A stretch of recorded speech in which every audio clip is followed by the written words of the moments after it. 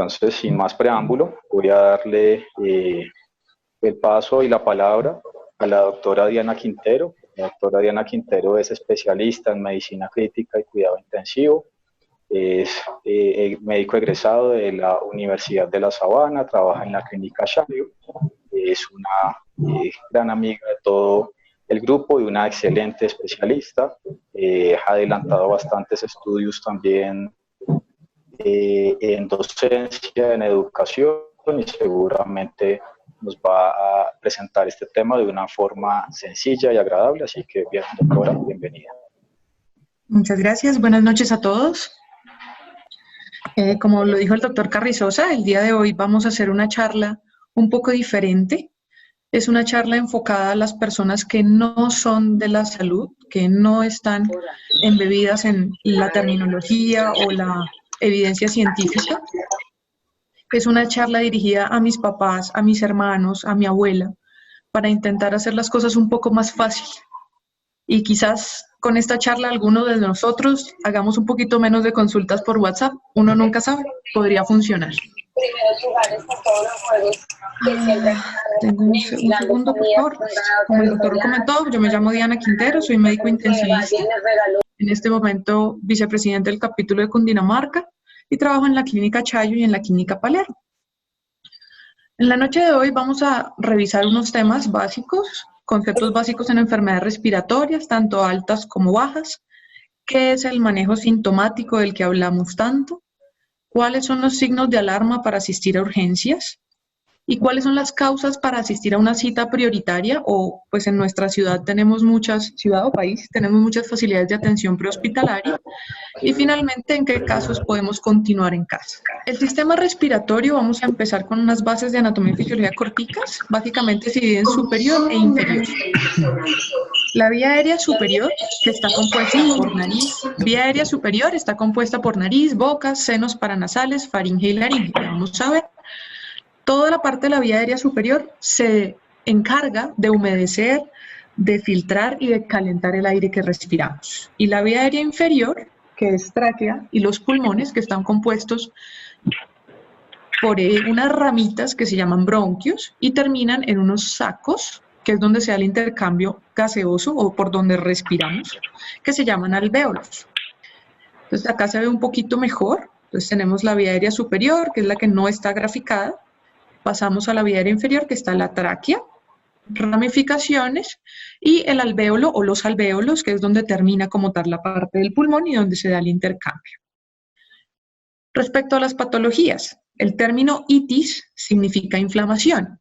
Entonces, rinitis es una inflamación de la parte de la nariz o de los senos paranasales cuando es sinusitis, faringitis de la faringe, amigdalitis de las amígdalas, laringitis de la laringe.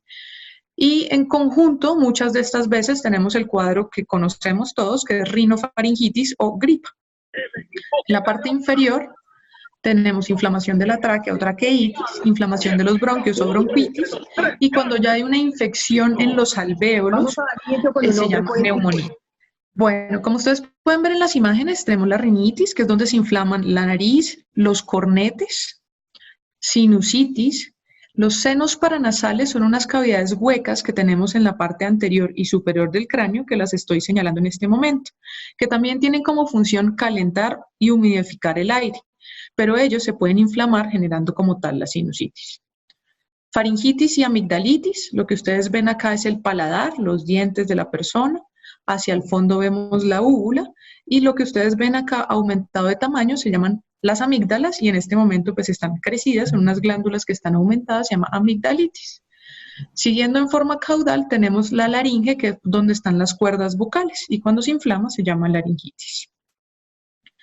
Empecemos con rinitis. La rinitis principalmente es causada por virus, en algunos casos por alergenos, y estos son los síntomas. Escurrimiento nasal es que haya un aumento en la producción de líquido o dentro de los cornetes y se siente como si estuvieras produciendo mucho líquido, claro.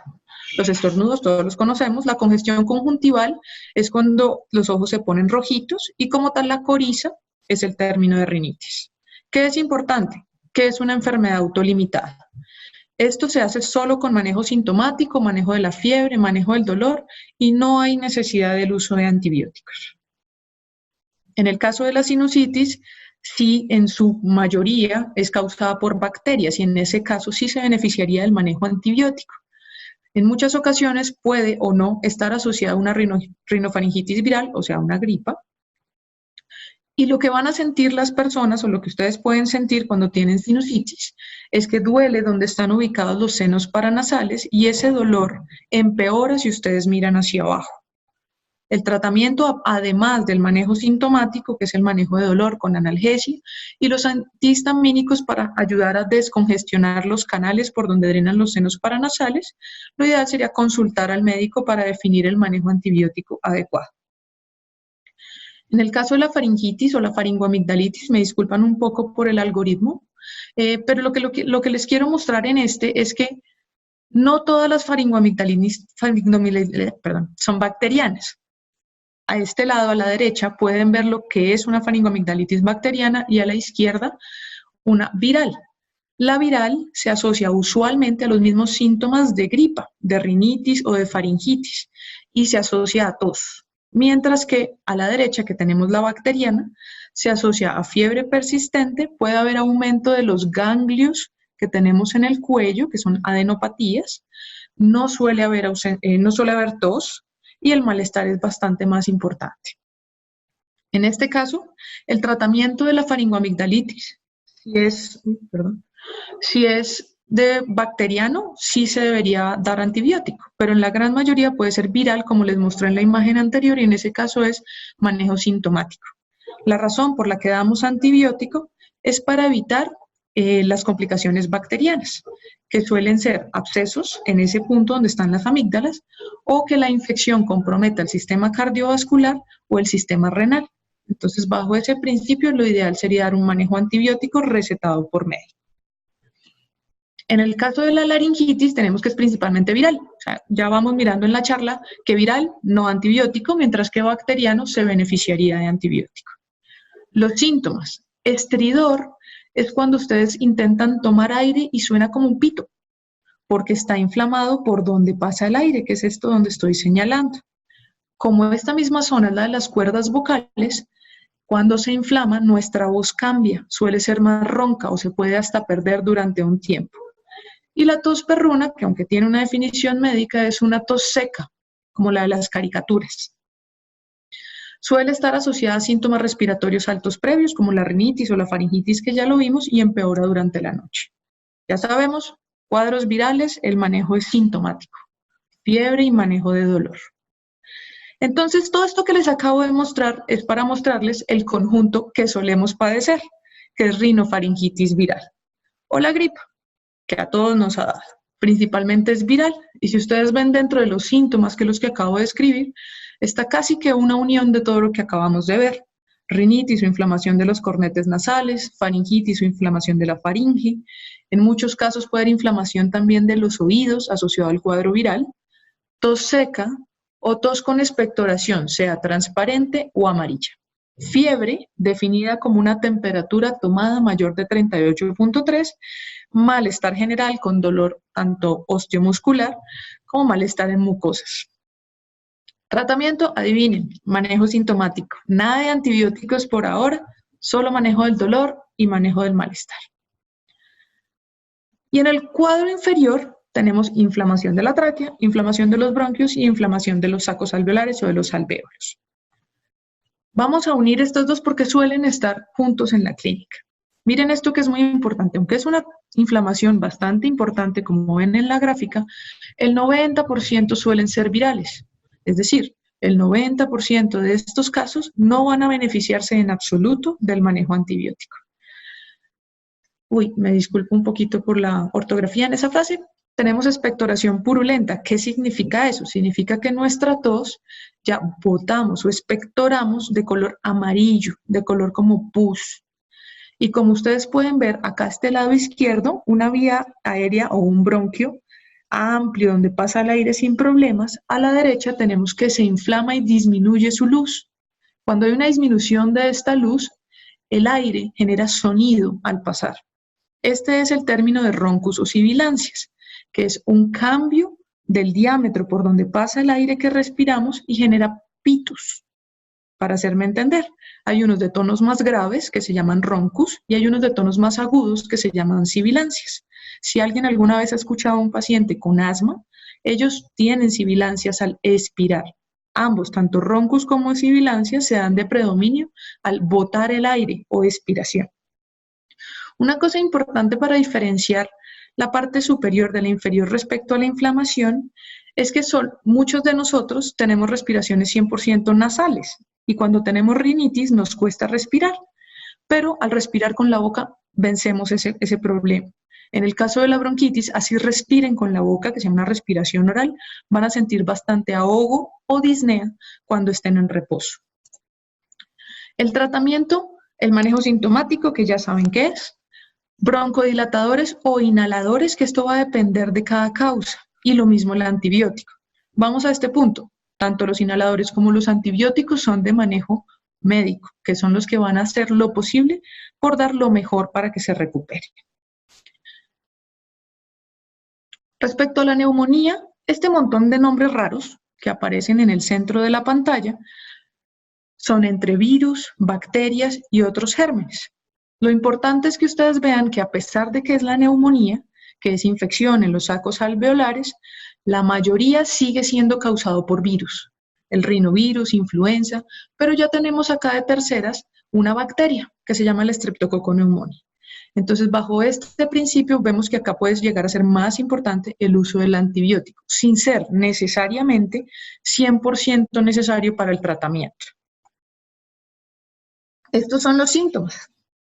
La expectoración amarilla, puede haber expectoración con sangre, roncos y o sibilancias que ya los vimos, la disnea en reposo a pesar de la respiración oral, que no es muy diferente a lo que acabamos de ver. Pero además de eso, hay fiebre persistente y hay signos de alarma, que es en lo que se basa esta charla, que es alteración de la conciencia, alteraciones en el oxígeno dentro de la persona, con sus manifestaciones clínicas, y hay una cosa importante y es que no depende del tiempo. No significa que porque llevemos 2, 3 semanas tenemos neumonía, nos puede dar a la 1, 2, 3, 5, 7 días, pero depende mucho de la clínica, de lo que les acabo de mostrar acá arriba. Entonces tengan cuidado con el tiempo, que el tiempo no significa que sea neumonía. Entre más tiempo no significa que sea neumonía. El tratamiento, realmente en este caso, necesitamos valoración médica 100%, sea médico hospitalario, médico de APH o un servicio de urgencias. Por favor, tratar esto en casa puede llevar a mayores complicaciones. Estas neumonías pueden comprometer la vida de la persona. Entonces, no es recomendable automedicarse. Lo que les estaba mostrando ahorita, respecto a los virus, bacterias como causas de las infecciones respiratorias bajas, siguen siendo principalmente virus. Estos nombres son nombres de varios virus. Algunos los habrán escuchado, como la influenza, y miren los porcentajes. Sin embargo, el más común es uno que no oímos tanto. Bueno, los médicos, pero en la comunidad no se oye tanto. 18% de bacterias, beneficio antibiótico en este pedacito nomás. 3% de hongos, sobre todo en personas que tengan algún problema con sus defensas, sea VIH, tumores, cáncer. Entonces se puede dar más en ellas. Perdón. Y 13% no identificadas. ¿Por qué no identificadas? Porque muchas veces no se toman los exámenes para hacer el diagnóstico. La mayoría de veces el manejo sintomático en casa es suficiente. ¿Por qué es importante esta charla? ¿Por qué es importante conocer los signos de alarma? Porque las infecciones respiratorias sí son muy importantes y generan mortalidad. De hecho, este es el estudio mundial más actual que tenemos, donde se considera que las infecciones respiratorias son la tercera causa de mortalidad y de discapacidad. Es decir, uno no solo se puede morir, sino que puede quedar con problemas respiratorios graves, entre otras cosas. Tenemos 4 millones de muertes anuales por enfermedades respiratorias inferiores, siendo la influenza una causa de muerte de 250.000 a 500.000 personas al año. Es muchísimo. Miren esto.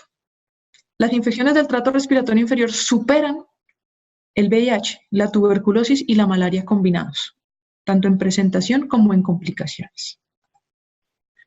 Ahora, ¿pero quiénes son las personas que tienen más riesgo de neumonía? Pues esta gráfica representa todo. Las edades extremas, los niños y los ancianos, las condiciones de hacinamiento, las personas que viven en sitios de reclusión, hogares geriátricos, internados permanentes, hogares psiquiátricos, la ausencia de vacunas, que yo me imagino que en la charla tenemos muchos médicos y pues cada uno reflexione cuántos tienen la influenza anual y de ahí para allá pues la comunidad tiene que ser mejor educada. Las patologías crónicas, las personas que sufren de los pulmones de forma crónica, como la enfermedad pulmonar obstructiva crónica, o las enfermedades cardiovasculares, infartos, falla cardíaca o la diabetes, son factores de riesgo muy importantes para complicar las infecciones respiratorias. La exposición al tabaco, y es importante que al tabaco no solo de forma activa, no solo la persona que fuma, de hecho el fumador pasivo, que es la persona que recibe el humo de la persona que está fumando, tiene la misma o más riesgo de complicaciones pulmonares. Y los polutantes, esta es una foto de nuestra ciudad hermosa, bastante contaminada. La contaminación es en este momento una de las causas más importantes para las enfermedades respiratorias. Vamos a prevención y control. ¿Qué podemos hacer para que no nos dé esto?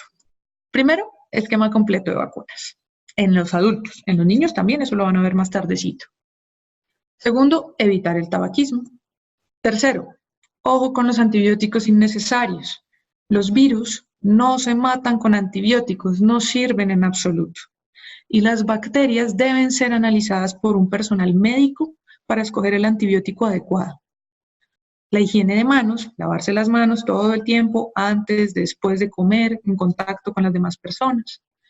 Lo ideal sería que uno pudiera estar en casa y evitar el contacto con otras personas hasta 24 horas después de que cede la fiebre en estos cuadros virales.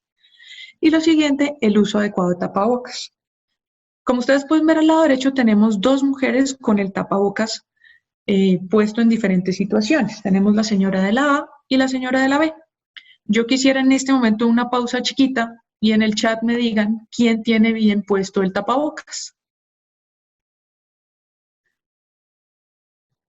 Uy.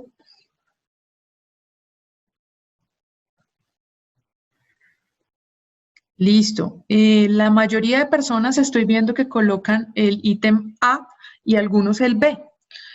¿Quién me puede decir por qué la que tiene bien el tapabocas es la señorita de la A?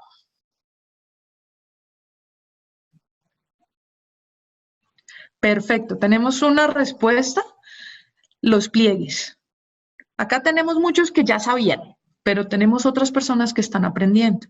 Si ustedes se fijan en los pliegues de la señorita de la B, son unos pliegues que tienen un huequito mirando hacia abajo. La idea es que, perdí mi mouse, un segundo. La idea es que en este huequito es donde deben caer los virus cuando uno estornuda. Si no tenemos estos huequitos tocando nuestra nariz, pues lo que estornudemos no va a lograr, digamos, detenerse. Las partículas de aerosol, en la infección no se va a lograr detener y por lo tanto, pues vamos a infectar a los demás. Entonces, la parte azulita, más azulita, que tiene los pliegues hacia abajo, o sea, que tiene los pliegues permitiendo el huequito, se debe colocar contra nuestra piel. ¿Listo? Entonces, la correcta es la A. Tarea para todos, por favor, compran un tapabocas y se fijan, por favor, en los pliegues. Lo adecuado es que los pliegues permitan que el huequito quede para nuestra piel. ¿Listo? Vamos a seguir. Bueno, tenemos muchas personas que pueden que sepan esto. Antes de estudiar medicina, lo único que uno le dice es manejo sintomático y para la casa. Pero, ¿qué es el manejo sintomático? ¿Qué tenemos que hacer? El manejo sintomático consta de algunas intervenciones que podemos hacer en casa para ayudar a recuperarnos. La principal y la mejor de todas es mantenernos hidratados. Muchísima agua. Ustedes conocen las recomendaciones de cuando uno está sano, que son 8 vasos de agua al día. Pero lo ideal es que en este estado inflamatorio, sea por virus, estemos mucho mejor hidratados. ¿Quién no ha querido tener una aguapanela con limón en un momento de infección? en la camita, abrigados, ojalá con la mamá haciéndole a uno la comida, pues sí. Esto es lo mejor del manejo sintomático. También existen unos medicamentos para los que pues queremos un poquito, somos un poquito más flojos, digámoslo. Entre esos están los analgésicos. Analgésicos hay muchos. Los analgésicos son para tratar el dolor. El analgésico más común y el de los mejores es el acetaminofén. Tiene sus riesgos, como todos los medicamentos, pero es el que menos riesgos tiene. Entonces, el acetaminofén es de lo ideal para manejo de dolor.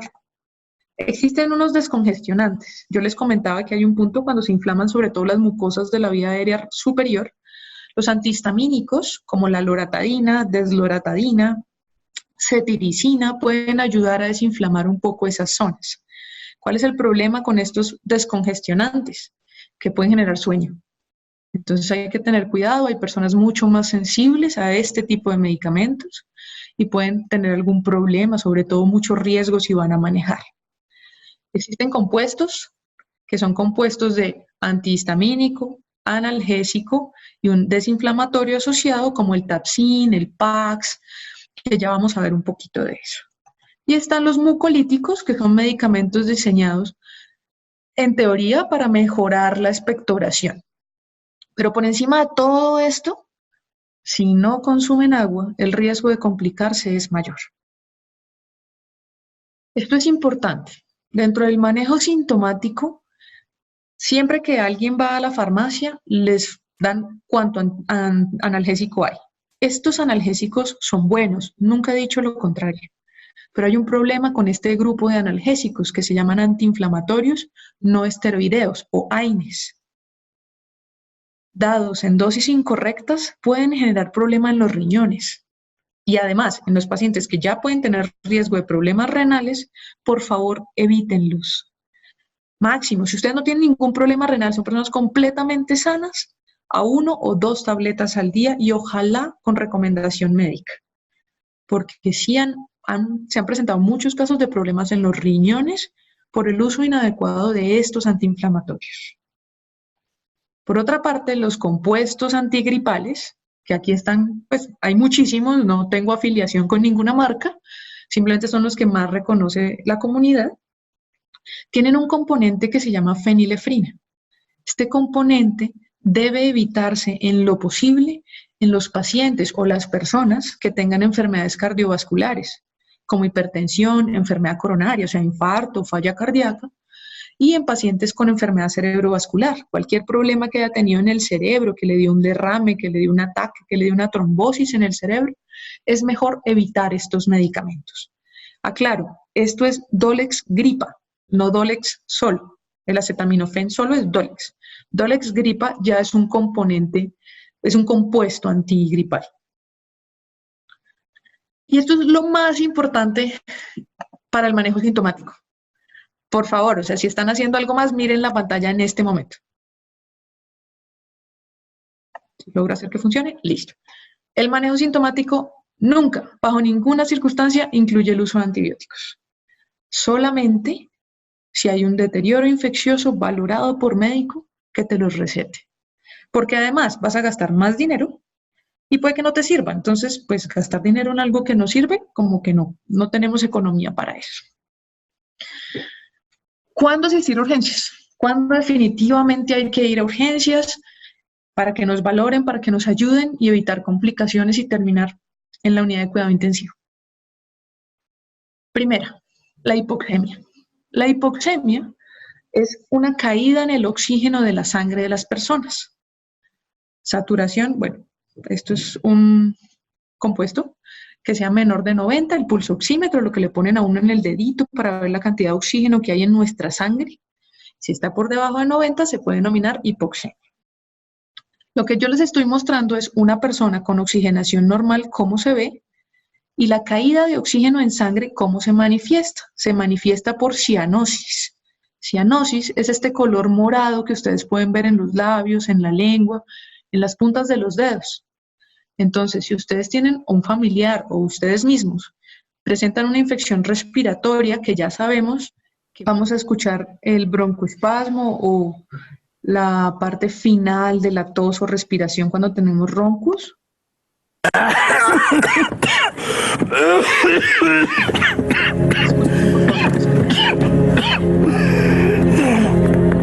What's wrong?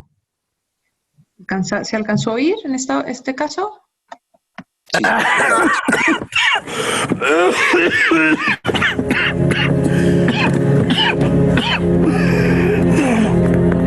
What's wrong? Listo.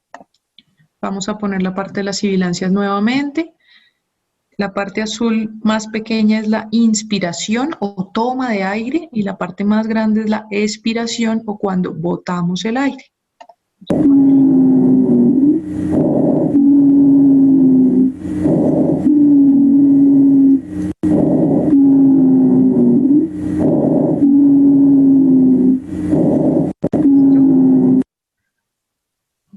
Creo que lo demás sí se pudo oír.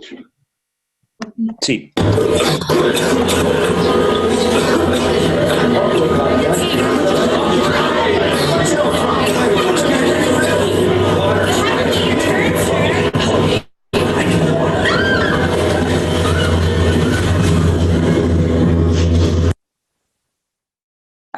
Entonces, para asistir a urgencias, hipoxemia, que ya vimos cuál es la manifestación, que es la cianosis, por la lengua, los labios morados, las manitos moradas.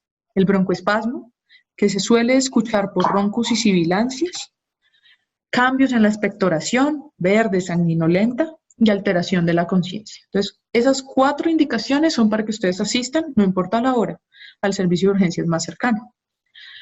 Pero después de esas, hay otras, digamos, un poquito menos graves, que sin embargo requieren manejo médico. Atención prehospitalaria.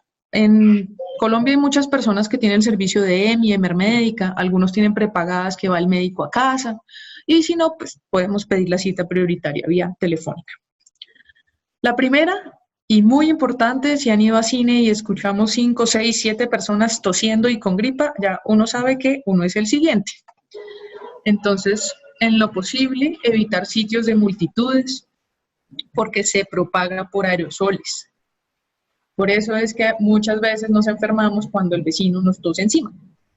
Pilas con eso, ya vimos el uso del tapabocas y evitar en lo posible los sitios de varias personas. O si ustedes definitivamente tienen que ir a un sitio donde hay muchas personas con gripa, ustedes también usen el tapabocas por protección personal. La sinusitis. Lo que yo les comentaba ahorita, de cuando hay inflamación y ocupación de los senos paranasales, el dolor puede ser muy severo. Puede ser que solo el analgésico no funcione y que ya haya una infección bacteriana que requiera manejo antibiótico. ¿Ya conocen los síntomas? Esto debería ser valorado por un médico. El tratamiento de la amigdalitis, y me disculpo por lo gráfico de la imagen, pero así se ve una amigdalitis bacteriana en su mayoría de veces y requiere tratamiento antibiótico.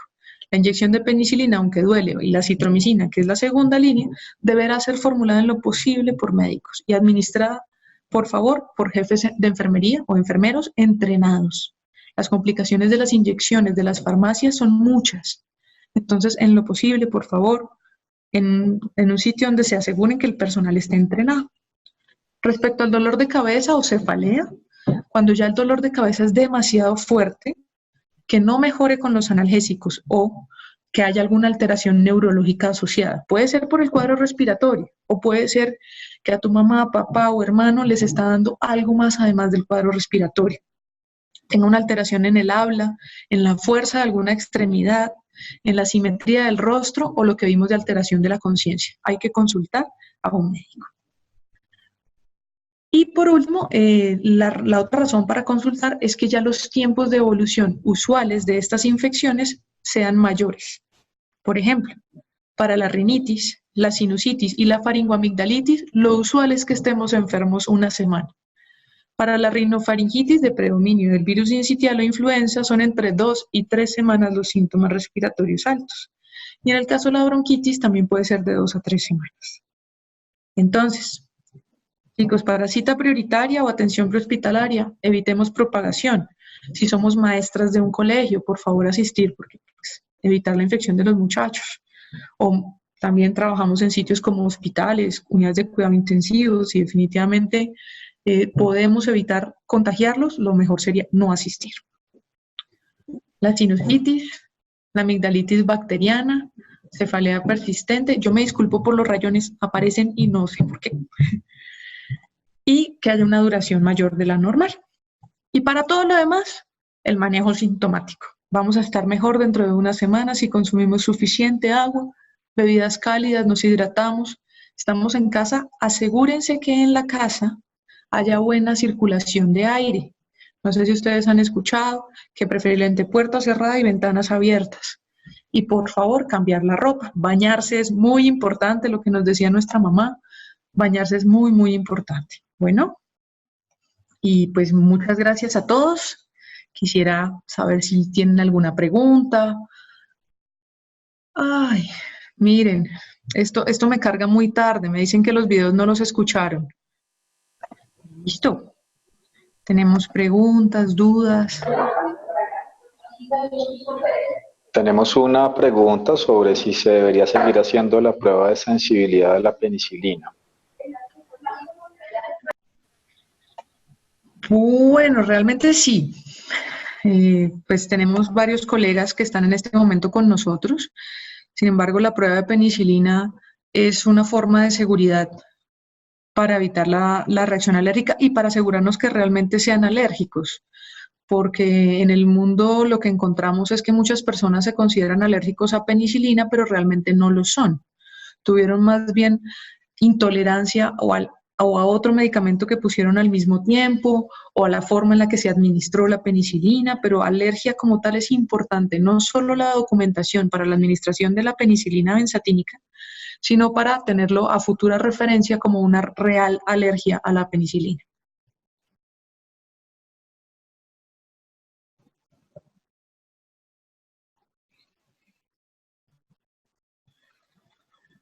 Okay, hay varias preguntas. Si la persona ya tuvo una prueba de alergia a la penicilina benzatínica, ¿debo repetirla? Ay, discúlpenme un segundo. La verdad es que sí.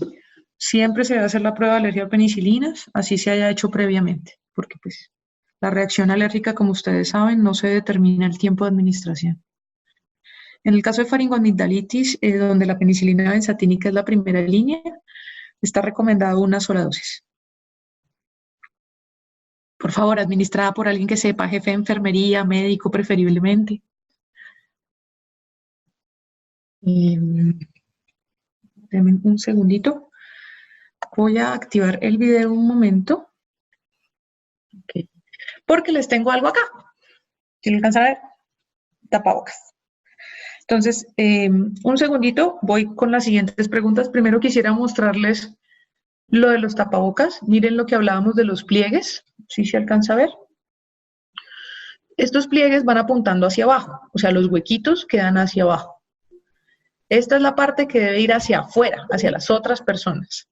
Y la parte que debe ir hacia nosotros es la que tiene los pliegues hacia arriba con los huequitos. ¿Sí ven? Que si estornudamos, los aerosoles queden en los pliegues. Entonces, en este caso, el tapabocas se pondría así. ¿Listo? ¿Claro? Y no así como algunas personas lo vieron en alguna parte, solo así. Ok. Voy a seguir respondiendo las preguntas. Bueno, efectividad de los mucolíticos. Si entramos a la parte de evidencia respecto a los mucolíticos, la evidencia es bastante controvertida. El manejo sintomático es controvertido. El tema de la analgesia con acetaminofén, bueno, pues mejora el dolor en unos casos, en otros casos no. El caso de los mucolíticos, la vitamina C y los descongestionantes, si tenemos a alguien que quiera revisar, Cochrane 2017 hace una revisión de estos para infecciones respiratorias inferiores. Y pues ellos documentan que la evidencia es controvertida. No hay ninguna evidencia diciendo que son excelentes, perfectos para todos los casos. Sin embargo, pues los efectos adversos son bastante bajos y como sí hay algunos estudios donde sí ha habido mejoría, pues se usan. Respondiendo a Carlos Guerrero. La acitromicina se usa por esquema de 3 días. Por favor, consulta con el médico primero. El uso de amoxicilina, no es que estemos en desacuerdo. Amoxicilina en faringoamigdalitis, están preguntando en el chat, como pueden ver ustedes. Sin embargo, pues el grado de resistencia o el grado de adherencia respecto a la amoxicilina requiere esquemas más largos que pues no han mostrado mayor beneficio respecto a la dosis de penicilina benzatínica. Los antialérgicos, qué pena, Andrea, ¿tú me puedes dar algún ejemplo de un antialérgico?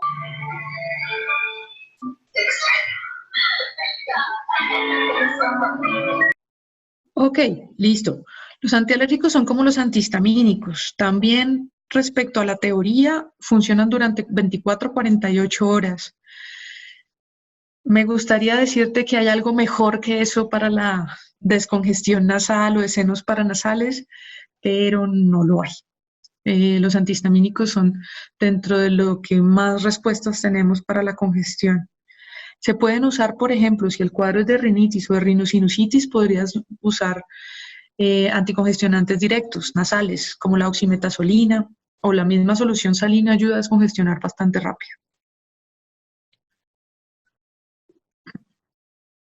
Bueno, creo que tenemos solucionadas dudas. Yo quiero nuevamente agradecerles a todos. Es mi primera charla por internet, aprendiendo a usar este equipo. Voy nuevamente aquí a saludarlos. Estoy aprendiendo a usar la cámara, entonces gracias a todos y pues a la orden, mi correo está en la página, en las charlas. Pues cualquier cosa, acá estoy.